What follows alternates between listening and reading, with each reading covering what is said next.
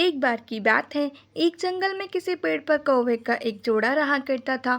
वो दोनों खुशी खुशी उस पेड़ पर जीवन बसर कर रहे थे। एक दिन उनकी इस खुशी को एक सांप की नज़र लग गई।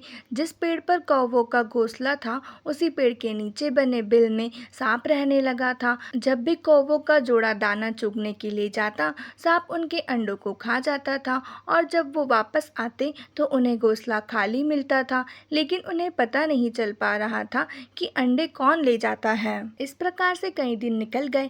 एक दिन कौवे का जोड़ा दाना चुगकर जल्दी आ गया तो उन्होंने देखा कि उनके अंडों को बिल में रहने वाला एक सांप खा रहा है।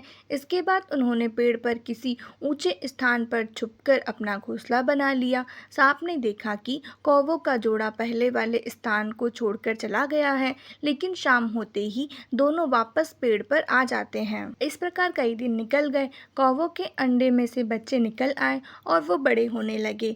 एक दिन सांप को उनके नए घोंसले का पता चल गया और वह कौवों के जाने का इंतजार करने लगा।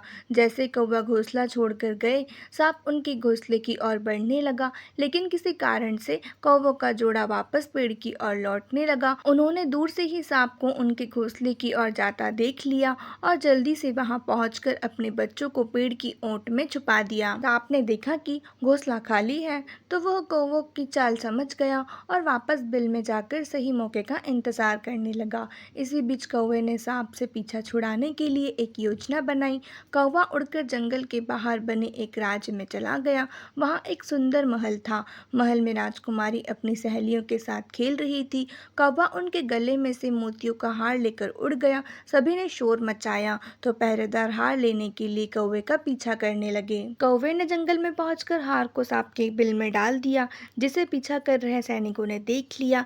जैसे ही सैनिकों ने हार निकालने के लिए बिल में हाथ डाला तो सांप पुकारता हुआ बाहर निकल आया।